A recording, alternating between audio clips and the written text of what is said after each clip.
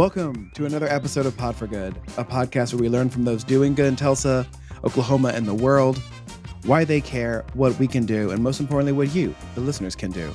Pod for Good is produced and edited by Random Productions, which is my company. So if you like how we sound and are thinking about starting a podcast, reach out to me. I am very easy to find. Pod for Good can be found anywhere you get your podcast. If you enjoy what we do here, please make sure to subscribe and share this episode on social media. That is how people find out about this ridiculous thing that we do. I am your chief philanthropod and class clown for justice, number one, Jesse Ulrich. And I'm your vice admiral philanthropod and your class clown for justice, BA5, Chris Miller. In this episode, we are talking with Crystal Patrick, executive director of Racism Stinks. We talked to Crystal about the goal of Racism Stinks, how to be a better ally, and Jesse somehow resists the urge to rant about the federal highway system twice. I-244. Luckily, Crystal did that for me. Enjoy, everybody.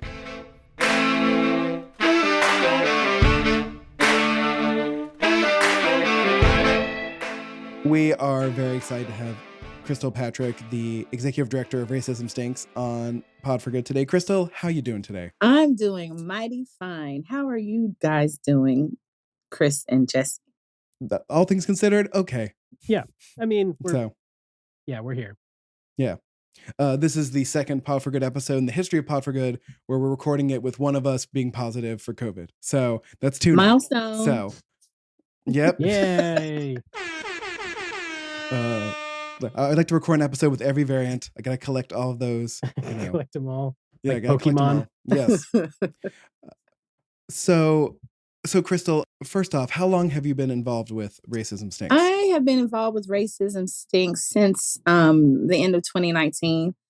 I was a volunteer, and I actually met Baxter at a social event and then found out that he was executive director of Racism Stinks, or he was the founder of Racism Stinks, excuse me.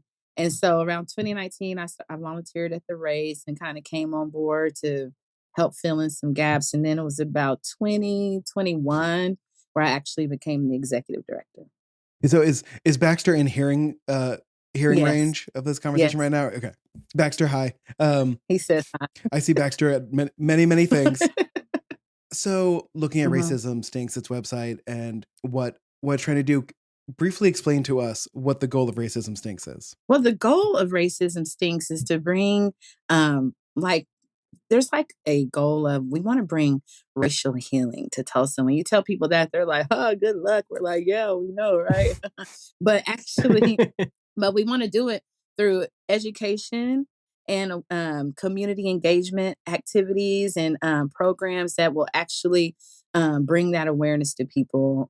People who are white identifying, white presenting, who want to become allies already, feel like that they are in the throes of allyship, or just curious about anti-racism. So we're like the soft approach to anti-racism. So not making us white people feel guilty instantaneously about it, even though we should be. Yeah, exactly. That's the thing, because that's definitely never the goal, because at the beginning and the end of the day, we are all here. We all have arrived to this point, right? None of us were around when a lot of these racist policies and things, how America was founded, a lot of the, just the very foundation, oh God, did I CRT it? No, because that's not what critical race theory is, right? But there are some very, very, can we say, questionable beginnings of this country that were established as law and that have trickled down today. And we don't even have to go back in the far past. We can point to things that, that have happened today in modern history that are still happening that point to that. So it's not about making people, because I can't control how anybody feels. If you feel guilty, that's like some inner work that you need to do. But what we can do is bring an awareness to, a truthful, shine a truthful light on some of the things that have happened and are happening right now in this country that just continues to perpetuate racism, really systemic racism in all of its forms, because racism is a system, and so that's what I tell people. You didn't do anything to cause this. You literally did not, come up with redlining. You did not, pull out a map of the United States and all the cities and decide to put highways right through some of the most prosperous, Black and brown neighborhoods. None of us did that. But becoming aware that means that you are now responsible for the information. And you have an opportunity to do something with that information using your position, not your privilege, because that's another scary word people don't like to hear, but your position in whatever area and whatever sphere of influence you have to like kind of start chipping away. It's like a subconscious awareness that we're trying to bring because it's so like people just literally are not aware of some of the things that have led to what we see today. Well, I think that's important. I mean, you would think that you wouldn't have to explain to someone that like it's not your fault that you're part of this system, but the system was already there, and Right. recognizing how the system interacts with you versus other people. And I still feel like people get hesitant about that because they don't want to feel like they're getting something that not everyone is getting. Because at least from a white person's perspective, we were so ingrained that America is a meritocracy and that we are all equal, blah blah blah. And breaking that, breaking that away from somebody is painful but necessary. Right, and very painful. And you know what? It's like going through like I forgot how many stages of grief that there are when people come into self-awareness. My experience with we just did a beta test of our ally boot camp, which is going to be a 9-month cohort, kind of following the leadership Tulsa model of visiting different places in the city that are culturally relevant and having, breaking bread together, having dinner. We're going to meet once a month and we'll have homework and a book to read. We'll hook up with each other and build this community of allies who have each other, and be able to pull from each other, not only like different resources, but, pull strength from each other. Some people are like, oh, there's this notion that that because you're white or white presenting that you shouldn't feel any of the different stages once this and I don't agree with that. Once the unveiling starts to happen, then you start peeling away and you feel like you go through anger, you feel lied to, and then it's like literally waking up out of a sleep, right? And then when you see other people still walking around asleep, you go through all of these different emotions and you just kind of want to shake people. And I've seen this happen over and over again. And maybe y'all have seen it with like well-meaning and well-intentioned people who actually end up ostracizing and causing more division because now they see. And so that's one of the things that we do at Racism Stinks, especially particularly with the Ally Bootcamp. We provide we give we'll have somebody come in and do like a whole session on self-care. We take personality assessments, the Enneagram, the IDI, and we really start to deep dive into ourselves, right? And then like as we start having an awareness of ourselves, then it's kind of like organically happens. We start to see more and more how like we actually participate in this system that benefits, the majority.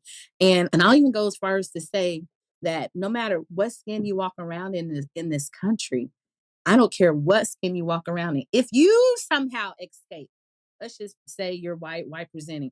If you are the one person that literally escaped having some biases, implicit bias, having, stereotypical thoughts and stuff, then you are a unicorn. Because literally everywhere we turn, we have things that reinforce these negative images, whether it's about Black people, Hispanic people, the queer community or whatever. And so when we put ourselves into these silos, and it's easy to do that if you're part of the dominant, majority, the dominant race or whatever you want to call it, because race is not even real. We talk about that in Ally Bootcamp. First book we read is Witnessing Whiteness. And boy, even in our beta test, there were some people that were like, yeah, I'm like, no, it's hard, isn't it? It really is hard once you start to uncover that stuff. That's why we wanted to provide a community and a place for people as they're doing this uncovering and this unveiling to like feel empowered. We want our allies to be competent, to have, because it's going to take courage, and you're also going to have to be competent, and you're also going to have confidence in this fight. I think you bring up really interesting point along that because, from my perspective, there were things in growing up that were difficult for me, that I had to work for. And the idea of white privilege was difficult for me at first because I'm like, well, I didn't come from money. I had to work for. So it's something that took a process for me to come to terms with the ideas and the idea of how structural racism Mhm. benefited me, right? It wasn't something that I That's came right. to immediately. It's still a That's right. continuous work in progress, and I know that I sometimes do this when I talk to other people that are still in sort of that denial phase, that I want them to immediately be like, "What are you missing? It's so obvious," right? But knowing it took me a while to get to that point, and sometimes I don't always give other That people grace. Yeah. the opportunity to make that journey. So I love the idea of a boot camp and a community around it to help not only get Right. people there, but train allies to know how to approach that conversation better so that they don't just alienate people when they try to talk about these subjects. Absolutely. And that's one of the things that we run across is exactly that. People is you kind of like really want to shake people like out of your sleep and like, how could you not see this, right? Well, to be an ally to any type of and going back to these terms, right?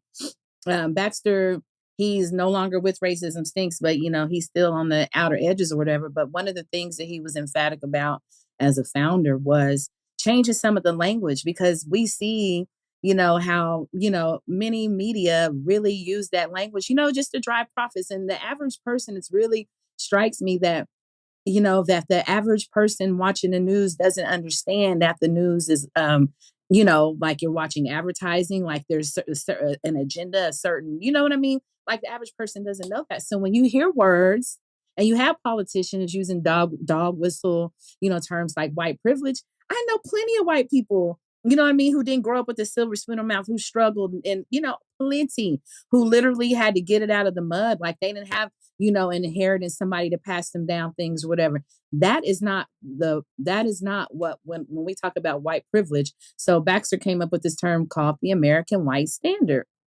And which is really the American white standard is literally everything else is measured up against that, the American white standard. And so if you grow up white or white presenting in this country, it's so normalized to you that you don't even recognize it. So when you start to see other people being represented, other identities being represented, you actually start to feel oppressed, like somehow you're shrinking and becoming invisible because you are no longer the dominant one in the spotlight. Everybody else who's been here all along is now wanting to have, some of the same type of, recognition and just being seen and heard and living like human beings. I don't know who said the quote, and I wish I could remember it verbatim, but it was basically goes along the lines of, to the privileged or whatever, like when the scales kind of like even out and they balance out, then that begins to feel like oppression.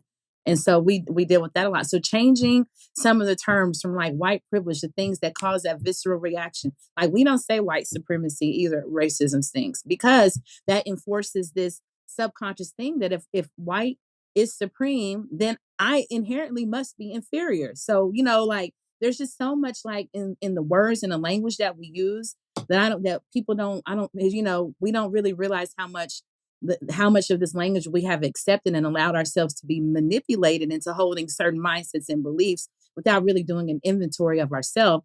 And that's really what Racism Stinks is about, is especially the Ally Boot Camp, is like having a place where people can come and take that inventory. It's not easy, y'all. It is not.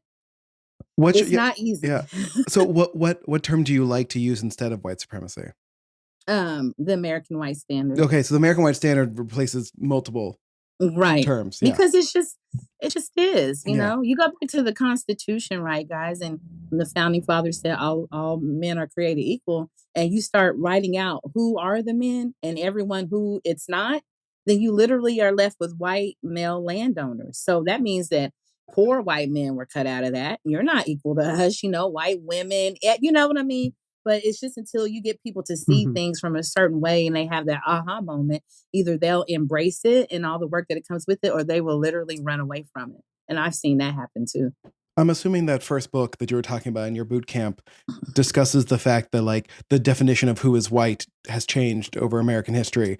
And like Oh, that's the thing I wish I could explore more, like in a VR setting where I could just put mhm. a random white person in and they have to come in as like an Italian immigrant in 1910 and see what that was like, or an Yeah, Irish immigrant or a Jewish immigrant, and be like, wait, I'm not white. Not at this particular moment, you're not. Not until there are more yeah, non-white people here. And the white right. people feel bad, so they need more white people. Exactly. It's so Oh, wild, y'all. It's yeah. so wild. I mean, I think someone's got to do some polling on this. But if we had to ask, a random 1,000 Americans to define who's included in white people, I'd be very interested in seeing that, because like my That view of that is much different from Chris's right. view, probably from your view. And like every time I have to fill that out, I don't like putting like white Caucasian on my thing. I bet you that the majority would say it's people of Probably, Western yeah. European descent. I think most Americans, that's what they picture when they think white. They think people from England Right. and Greece, Yeah. Turkey, Russia. Like, is that the border? Like yeah. when they start getting more and more tan, like where's the line? Right? Like North Yeah. Africans are right, not as dark as the countries in the middle of Africa, but like That's right. still Africans, right? Right. But like, Egyptians. Are Mhm. Egyptians black? That's always a fun question That I've and heard brought up.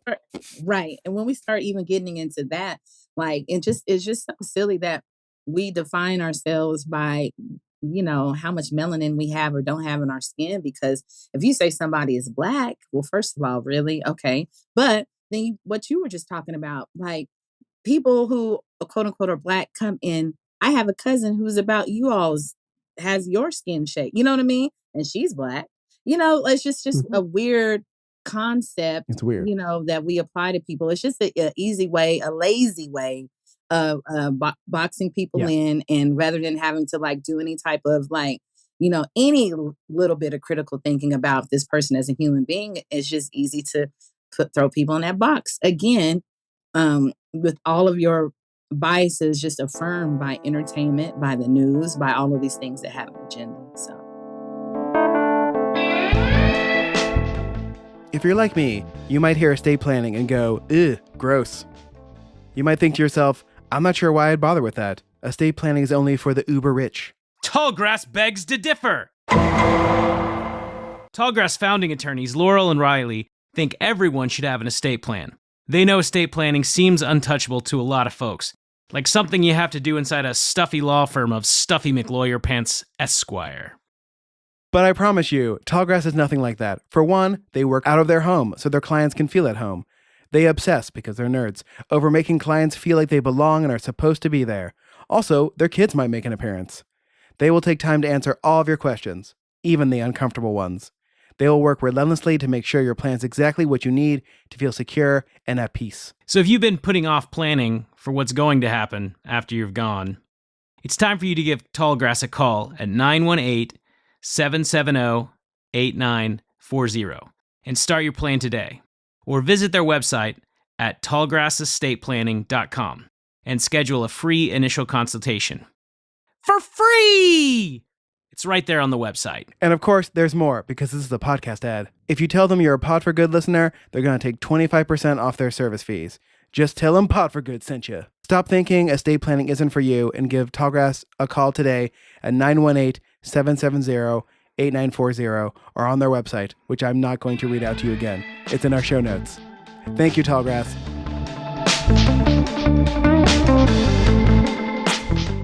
Yeah, Chris and I, we end up talking about representation in media a lot in this podcast, just because that seems to really upset white people. And like, I wish I could sit every single one of them down and be like, think about all the movies you loved as a child, right? You were Right. seeing yourself in all of those movies. Doesn't everybody else also deserve that? That's not taking away from you. Yeah.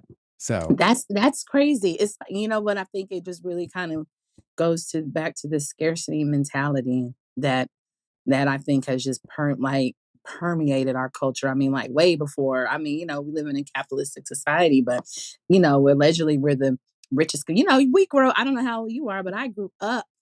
I was a child of the 80s. So American exceptionalism was the idea of the day. There was no if, ands, or buts. You know what I mean? And also my parents in their generation, like I'm trying to tell people, we're not that far removed. Y'all do know that my parents could not sit at the same lunch counters as your parents, right? You guys, like, it's just so strange that like we have this idea that it happened so long ago. I was talking to somebody yesterday. I'm like, it's so crazy that like if we teach, because I used to be an educator, I used to be a classroom teacher, and I still like teach children through different foundations. I'll do like writers workshop and stuff like that. And it's just so interesting if you talk about all the lynchings that were happening, especially like in the Jim Crow South, especially after post Reconstruction. And then you see pictures of children smiling while there's the bodies swinging in the trees above them. And then you say, you all, like, that's someone's grandma right there. Like, that could be your grandmother. That could be your great grandmother. You know what I mean? But not only did this type of hatred and racial violence, rob Black people of their dignity. And racism stinks is against racism, period. It doesn't matter what skin you walk around in. But it also robbed white people of their humanity, because now you have been conditioned to see other human beings as animals and not the same as you, in order to like start justifying some of this, some of these ideas and this treatment, again backed by, you know the all the interests that love to keep those divisions going. There's so many different directions we could go from this. I mean, I know. So we're recording this it's like July 12th. I don't even know what particular phase we would call this bizarre world we are currently living in, but it feels like there's like less and less time between crises, and it just feels like I guess since April of 2020 has been a nonstop. What else is wrong with our society? That's How are we going to right. fix it? We can't even talk to the people we need to talk to fix it. They don't want to talk to us. And, I'm normally a very optimistic person, and I still am, but I Right. am having problems seeing a path forward for Hmm. this without some sort of large cathartic event Right. that I don't want to experience. I'm with you on Yeah. that. Like, please, we don't need an event to bring us all together as Americans. That's not what we're trying to do. Because again, that thing can happen, and guess what? Those racial tensions and those things are still. It's just kind of like this. Like, these tensions have been bubbling and bubbling and bubbling and bubbling for decades now, 100 years at least. And now that it's like the lid has been like shaken on top of the pot, and now it's just like I feel like it's just full on running over the sides of the stove and down on the floor. It's just like super wild to me to see the time we live in right now. Well, and it seemed like, I don't know, maybe as we were growing up in the 90s and then into the early 2000s, I wouldn't say racism wasn't there. It's felt like people were more ashamed of it. And then sometime, I don't know if I could pinpoint exactly when. I think, Jesse, you were talking about maybe when the Tea Hmm. Party bubbled up. It seemed like people started being less and less ashamed of their racism. And it feels like it has become not only more and more in the open, but Yeah. more mainstream Yeah. again. And then, like, around when the Tea Party made its debut, it's almost like people like really started to, some of the news sources, they're just so extreme on both sides, right? And then you start to understand, if you have any little inkling of critical thinking, you understand that, like, there's money to be made in racism and division and stoking people's fears, because that's literally what we saw happening with the Tea Party, right? And then for how many years, you know what I mean? And let's not, and you know, Barack Obama was not he was not the magical Negro that you saw in all the movies and stuff that come to He save wasn't the Will day. Smith in that one golf movie. Yeah. Legend of Thank Bagger you, Vance, I Jessica. think, is the one you're Right. thinking of, Jesse. So, but really, the fact that for years, and at that time I was deep, so I have a different type of point of view because I was very deep in the church during that time. So I was unfortunately, I was a Christian before I was a Black woman, which is so crazy, but it happened, right? And I'm not proud of that past, but hey, it got me to where I am today. But Barack Obama, like when he was elected, is like a lot of people a lot of allies felt like, oh, the work is over now. Oh, and even when Biden was elected just now, I literally heard somebody say, "Oh, thank God, now things can go back to normal." I'm like, "What?" And these are some well-meaning, Yeah. Yeah. Which exactly, normal? Which normal are we exactly, talking about? How could you live through the Trump administration and ever think the work is ever done? ever done. Like I've never thought there was an Mhm. endpoint to racism, right? It's a all sort of hatred is a continuing journey against the battles of people wanting to hate other people. that battle never ends. That's The only right. thing 2016 did was point that out to a lot of people who That's right. pretended that they didn't care about that, but did. That's right. And then you Right? see like, for how many years did we have to? I remember I was working at a place and there was a young girl. She was in her 20s, and she and this girl got all of her information from her parents.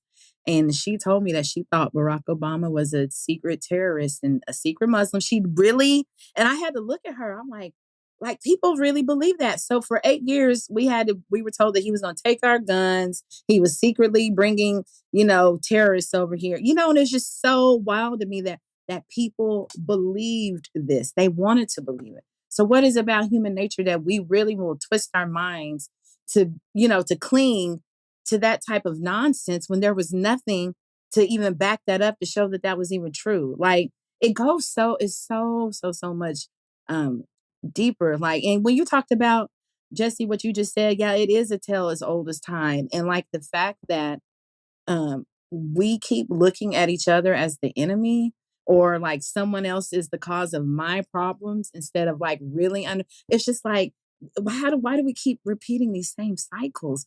Why are people waking up?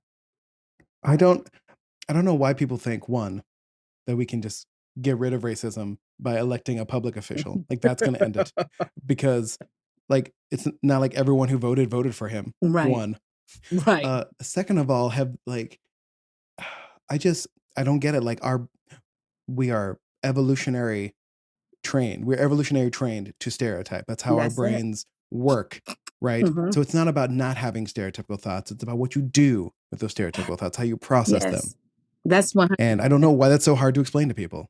Like it's okay. Right. It's okay to have racist thoughts. Is what did you do with those thoughts? There It is you your go. actions. And when we talk about the position of power, like as a Black woman, I can have the most racist thoughts all day, but my position right now in life, I don't have any power to actually cause harm on you. Whereas if I'm, a CEO, a teacher, and I'm walking around in a different skin than I am now, right? Or I might have a little bit more power to harm you because of my biases. And that's what I'm saying. Like, it's so crazy when people like really think. I'm like, how did you escape it? Because even within interculturally, we have to disrupt the same system that we have all been under within ourselves, whether it's interculturally, like myself with another Black person, some thoughts that I have to disrupt myself that I've gotten from, dominant society, or about another religion, race, or whatever. I'll never forget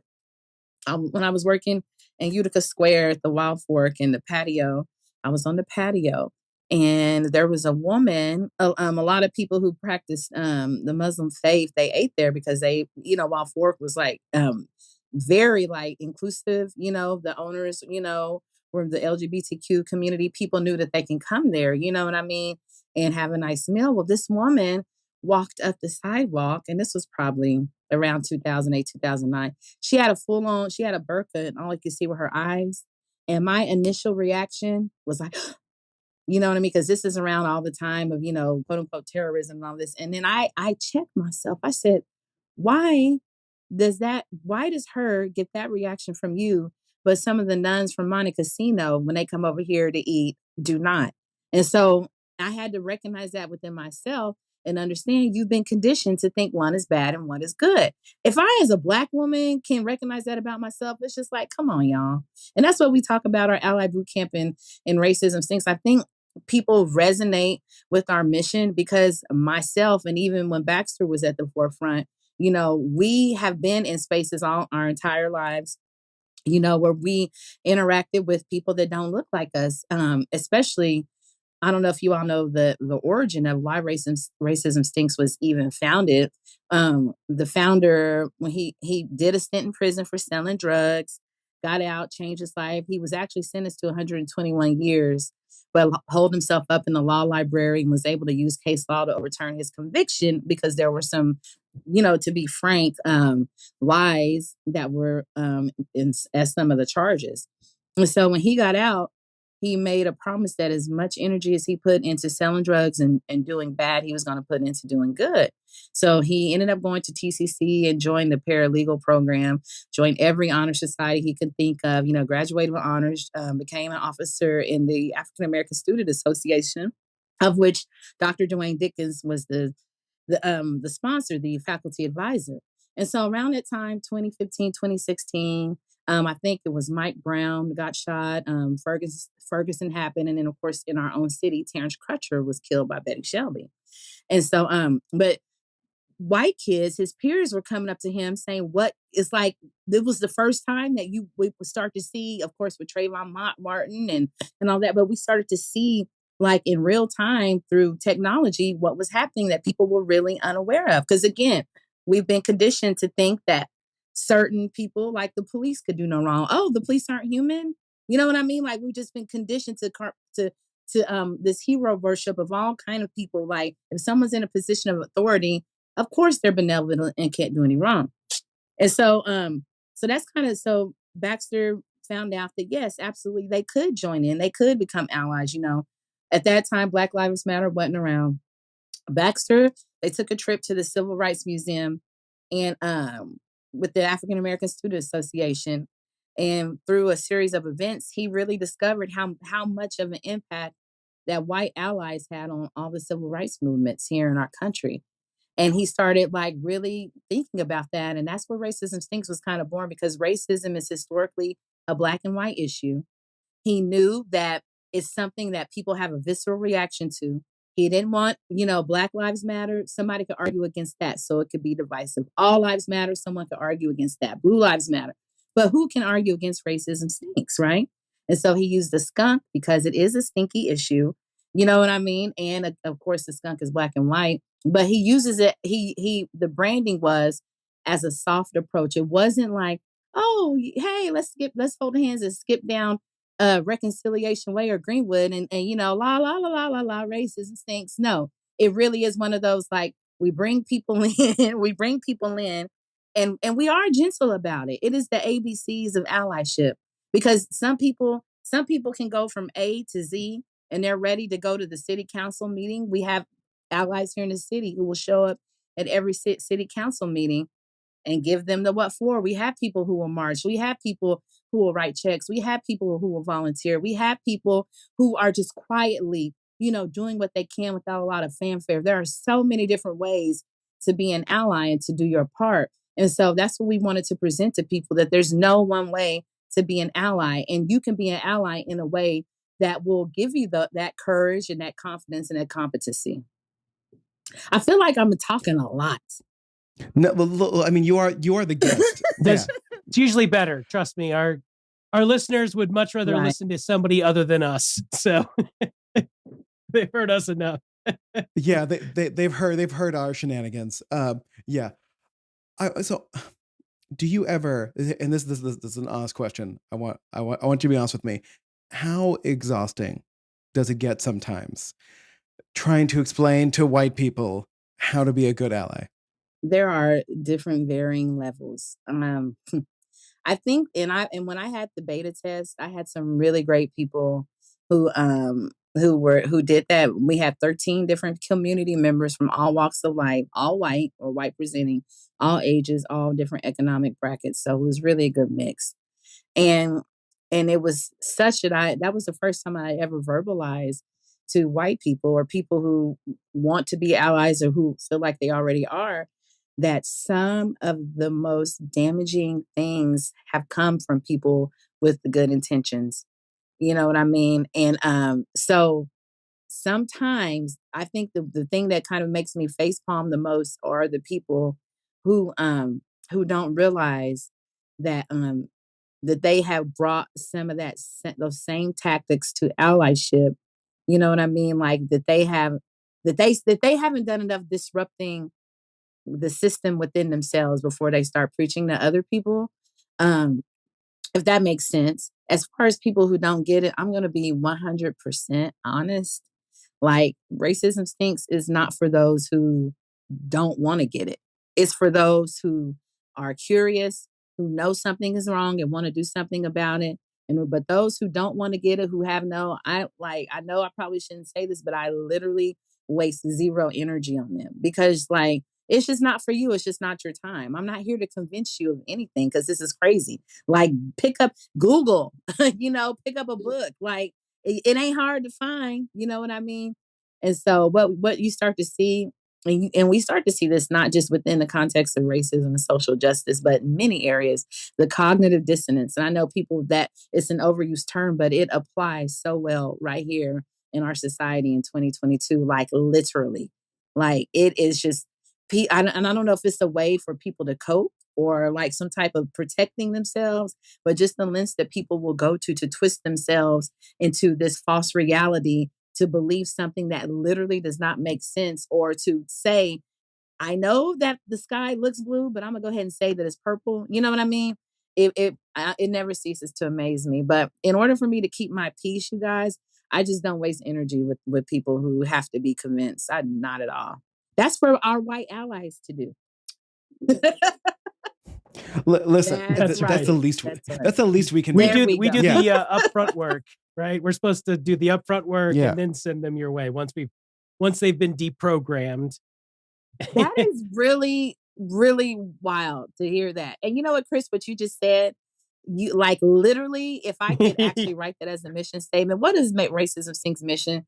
To deprogram people. Because that's literally what we're like trying to deprogram off of, we've been running on this old operating system for the last 120 years. It's really time to upgrade, you guys. Like, let's go ahead and take that one off and upload a new one that actually makes more sense. Because what you see what's happening with the cognitive dissonance, the anger and all that, you're trying to run on an old program and you're lying. You're telling your five senses that they're lying to you. So, well, to use another example, the debate around guns and gun violence and stuff like that, you see people coming out and trying to claim that a lot of these mass shootings are false flag. That the government is doing it to try to take away guns because they don't want to admit to themselves that what they've been advocating for is directly or indirectly leading to a lot of people dying. So they've gotten so far down the road that if they admit that, then what does it mean about everything else they've done? Right. And so racism is like that. I mean, that was difficult. I had to sit and look back and okay, what got me here? Knowing I did what I did, but what about the system helped me get where I am and maybe kept somebody else from getting here? That's something that I have to think about, and that's difficult for me. And that's something that I've tried to live with. For people who haven't tried to approach that, I mean, it's very difficult. So it's easier for them to think, well, the reason I have what I have is because I pulled myself by my hit it on the bootstraps. head. And the reason you don't have what you have is because you're lazy or you're not working hard or whatever. Like, who has bootstraps anymore anyway? I hate that expression. I was going to say earlier, just make sure you don't ever brand something a racism stinks reprogramming camp. I don't think that's going to do well. So just call it something else. Yeah. No, don't call it that either. Yeah. Yeah. Re-education No, camp. that doesn't work either. Even though it's correct. Yeah. I mean, well, what's, Chris, building off your thing, the cognitive dissonance even goes another level up when it comes to the people who want to believe in false flags, who don't want to control guns, but then talk about how it's a mental health issue, but then don't want to elect candidates who will give us universal health care. So I'm let's just pretend. What is it then? What is the solution? I'm also not the person to think Other that our countries don't have these government is so problems. benign. I watch Blacklist. I know what's going on. Hey, I'm woke. But what if it is true? At the end of the day, it doesn't change the fact that these, you know what I mean, that there's an issue in our country concerning these weapons and children, and it's just so weird that we can just gloss up until it affects you, until you're one of the people at the parade. I was watching. I try not to watch honestly any news anymore, but I watched some clips of what happened at the parade in Highland Park, and just to hear one woman say, "Oh no, oh no," you can hear it in her voice, I can't believe that I am actually here and this is happening, and it's just wild to me. I don't, y'all.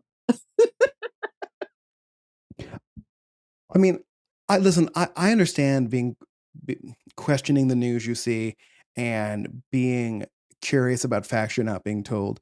But when you go far enough to call and badger and bother people who you think are pretending to have children who died in a mass shooting, then that's something else, right? Jesse, that is something else. And like, you know what? That is like when you actually see, especially what happened in Uvalde, and watching those parents and their grief, and for people to say that that was a false flag, and that, like, like, I can't even imagine, like, the horror. There was one particular woman, I know we're probably getting off topic. There was one particular woman, because the kids had an award ceremony that day. And it was just so eerie seeing their pictures, not knowing, like, just a couple of hours later they were going to be gone. And there was a woman who lost her daughter, and she couldn't even speak. Her daughter was like, when I was a teacher, and when my kids, when I would go up to the school, all kids, hey, can you check me out? I want to go home. Check me out early. And her daughter was wanting her to check her out early, and she told her no, that she would be back later after. So, and like, and then even with what's happening in what happened in Highland Park, and like, I was reading, because nobody really we talk about the people who died, but no one really talks about the other people who were injured, and the emotional stress and the financial stress and all the things that they now have to go through. And then even the people who were just there. Now it's just layer upon layer upon layer of trauma. And yet our politicians, it's like, guys, if it's we the people, when is it really going to be we the people? Like, it's some, and I told Baxter this all the time. I don't know when I started saying this, maybe 2 years ago. I was like, that pendulum swing is going to come the other way. And that's what I feel like we're just seeing, like this, like we're just like this, just back and forth as a society. One of my, not fears, but one of my concerns is that, like, as things just keep like ratcheting up more and more and more and more, that we really start to lose sight. And you kind of saw the blowback with politicians who've never heard of a critical race theory in their life. Now all of a sudden, oh, y'all, oh, Jesus. I was in the comments on Facebook about the Tulsa school board meeting, and one woman was like, well, they're teaching that critical race theory over there. Ma'am, I wish they ma'am, were, to ma'am, be honest with you. Right? What is wrong with that? Right? Right. It's not even that. It's amazing to me. It's another case of politicians creating laws for Yeah. a thing that doesn't exist. I That's mean, it. Oklahoma's great at that. I mean, we love doing that. Yeah. Do you remember when they Yeah. outlawed Sharia law? Oh, yeah. That was when That's Obama right, was yeah. president, remember? Yeah. Yes. Yeah. Yes. Oh my God. Because all of a sudden, all the American women were going to be forced to cover up because Obama was Yeah. president. Now. But anyway, Yeah. yeah, it's Mhm. just like, so that's why we're here. I wish that this wasn't an issue. I wish that, and it's never going to go away. So I've had to come to terms with this idea that I'm not here to eradicate racism, because that's never going to happen. But what I want to do, and what I want Racism Stinks to do as an organization, is to provide an opportunity for people to educate themselves and become aware in an environment that is, again, a safe place really to ask questions.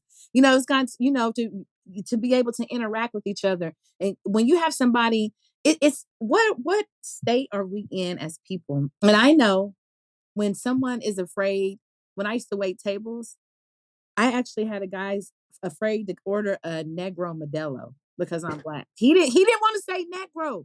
He was just like, can I have a Modelo? You know what I mean? Or if someone doesn't know, like, to say Black or African American or what, all of these, that the conversation on race will never go anywhere as long as we have white identified people and white people, justifiably so, afraid to even say, to use everyday terms. And so this is a problem as well. And so how can we have a deep conversation about systemic racism and how it impacts us today if you don't even know if it's okay to say, call me Black or African American? You know what I mean? So that's another reason why we exist, because yeah, ask me all the Black questions. I represent all Black people. Just kidding. No, I don't. But I can provide a little clarity. You know what I mean? And our organization can provide a little clarity as you go on your journey of introspection.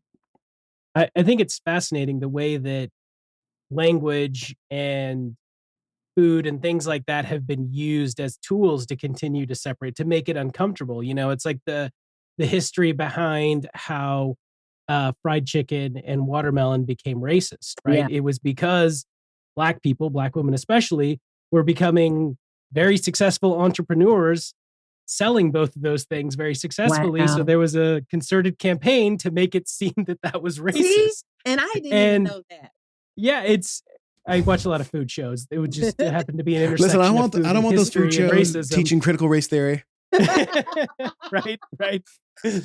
But Hey, no, I right, mean, Yeah. Congressman, that Food Network full of Right. commies. but no, it's fascinating to me that a lot of the things that people are afraid, because that came up when I was, waiting tables. People were sensitive about, oh, should I offer this table fried chicken while there's Black people? Is that wrong? Stuff like that, right? Because Yeah. people It's get so true. in their heads. People It's get so in their true. heads with that stuff. And so they It's either true. end up reinforcing their own racism, That's right. or they don't talk about it. That's right. And see, the thing too is because we're so stuck. I mean, I don't know just if you ever worked in restaurants, but if you worked in restaurants for a long period of time, you understand that like everybody is at risk of getting made fun of for everything. That's just kind of the restaurant environment. You know what I mean? And like, honestly, like you lose when we're so stuck, when we can't even get past the things that make us different and can't celebrate each other for our differences, then we lose like a lot of opportunities to like really have fun with each other. And that's one of the things that I do miss about working in a restaurant, is because everybody was fair game. And and it's just it is what it was. But I know what you mean, Chris. It's just like you have a table full of Black people and you're like, get the raspberry lemonade ready. You know, y'all can laugh. That's funny. It's true. We like lemonade. I worked at Chili's, so we had strawberry lemonade, not raspberry lemonade. It's really all about how you present when you have to do something like that, right? Be like, listen, these are our specials true. today. I've told this to every other table. Just know that. I mean, don't say it like that. Just want to make it clear. I know this is weird. Listen, you can't tell me that like restaurant menus don't also have like hidden biases to them. Like it's there everywhere, right? And it's right. It's like how much energy you want to put into It is. fighting it Yeah. versus like responding to it, right? There we go. Mhm. And I love what you said, Chris, earlier, because that literally is like you summed it up. It's not about walking around like, oh my God, granddaddy, how could you? It's about an opportunity to be like, listen, y'all, we have a very shadowy, dark past in this country, and in a very recent past, and a dark present in this country. And a dark Maybe future. dark future. So let's all But- go just kill ourselves. But but we have an opportunity. We talk about this in Tulsa all the time. Tulsa had the opportunity to really exemplify what it means to come from something so terrible and actually become what we wanted to be, one Tulsa. But if we keep burying our head in the sand about the truth, then we will never move past it. And we have to come, like, looking at yourself in the mirror on a personal level, when you know that you have things to work on, if you have bad credit, you need to exercise. I mean, now I'm telling on myself, right? I'm just What else kidding, would you like but to work on, You know Crystal? what I mean? All the things. Right. But, as you start to become aware and like you look in the mirror and understand that regardless of all the things that led up to the decisions that I made in my life, ultimately I'm accountable for my life and I need to change. And it's hard to look in that mirror and face that I did this to myself, regardless. Baxter always says all the time when people talk about the system and when he talks about arrest and juvenile arrest and the justice system, and people sometimes automatically want to jump to social determinants or systemic racism as a reason why that person led that person to a life of crime. That may be well and good. But what Baxter says is when that person goes on the stand, the system is not on trial. It's that individual person. So America, what is happening with America, with the use of technology, with Generation Z coming up, not really putting up with a lot of things, with COVID happening, a lot of bad things happen with COVID. But on the flip side of that, a lot of things happen where people were able to live more richer lives. They decided to do things that make them happy. They started shedding things that didn't matter. But in America, a mirror. 2016. Again, I don't blame Donald Trump for racism. Racism was here long before that man was alive. But what 2016, I think, was help hold up a mirror to people, a lot of like well-meaning, even more progressive and liberal whites, to say, like, y'all, this is what we've been saying. Like, a lot of people who were white identifying were shocked. They were like, this is not who we are. We were like, I hate to tell you this, but right. Yeah. man. But America doesn't want to look at No. itself right now. America keeps like, letting the bathroom mirror get dirty and dirty every time they brush their teeth. They get toothpaste splatter on it. They don't want to clean that mirror off and look at itself. But what we're being forced to right now, and as an individual, when you're being forced to come to terms with your actions and your bad decisions, it hurts. And that's what's happening right now. And that's why I think we're seeing such a backlash. How are you going to ban teaching history? Like, how you literally, like, how is this even possible? Like, and I'll say this to end: racism is not, Black people didn't create racism over here in this country. We didn't create any of the laws that, that tried to like break us physically, financially, emotionally. So we didn't do any of that. As a matter of fact, when society told us to get over there and make our own way and stay away from us, that's what we did. And then guess what? Then our communities were burned down and other things. And then the Federal Highway Act, came and did the rest, and then you had the drug war and all these different things that led to this. But we're all here now. What can we do? Say, hey, yeah, guys, yeah, what about that founding? But let's come together now. And of course, it's not going to happen on a macro level. But if we on a micro level as individuals start doing that inner work in ourselves, going out in our communities and really not being afraid to look at ourselves in the mirror, I do believe that this world I will probably never see it. We'll probably never see it. But I do believe that the good things can come from this time. That's a much more optimistic note than we normally end on. So, which is, listen, it's true. Like, again, history isn't a straight line to progress or freedom. It's a sort of a wavy, turny line, but it does get better, just slower and in weirder ways than we think it's going to. It arcs it arcs justice. ish towards justice. I mean, next time I come on, we can talk about how no, we probably shouldn't talk about that. Well, we'll have you on again because we actually didn't get too Tulsa specific as I'd like to. Okay. But before we That's go, true. just tell everybody how they can support Racism Stinks, what's the best way to do it, what they can volunteer for, how they sign up for that boot camp, all that stuff. Awesome. Yeah. So if you're interested in the Ally Boot Camp, which we hope to launch in January of 2023, please contact me, Crystal at Racism Stinks. Please follow us on social media, Facebook, TikTok, Instagram at Racism Stinks, and the Twitters at Racism Stinks. So all the social medias and .org. Yeah, are you on Truth Social? RacismStinks.org. yeah.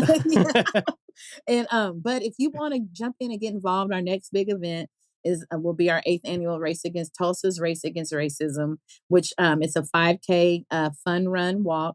And as our participants, travel down the historic route through the Greenwood district, you are symbolically stomping out racism. It's more of an act of like community and together. It's people from all walks of life that come to that. We do need volunteers for that. So again, just reach out to me. If you like to donate to Racism Stinks, we have all the PayPal, the Cash App, all the things, and you can find a link on our website. If you believe in what we're doing and the mission and our vision for Tulsa and our community that we hope to take outside of Tulsa,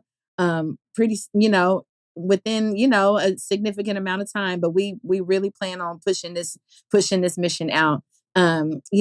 Every bit helps, and we really appreciate whether you can give any support, whether it's engaging with us on social media, volunteering, or donating your time or your dollars. We really appreciate it. Can people buy? And I was gonna say, can you buy that merch? All right, yeah.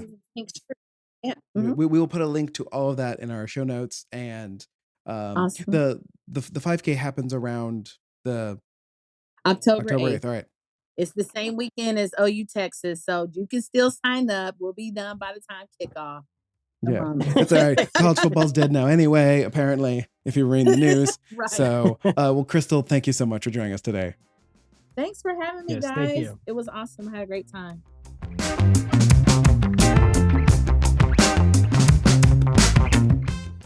Thank you all for listening to our episode with Crystal. Please go check out Racism Stinks, volunteer, sign up for their 5K, buy some merch, all the good stuff. And if you're interested about helping people out on the internet, please make sure to follow Pod for Good on Facebook, Instagram, and Twitter, where I'm going to start trying to do some TikToks. We'll see how that goes.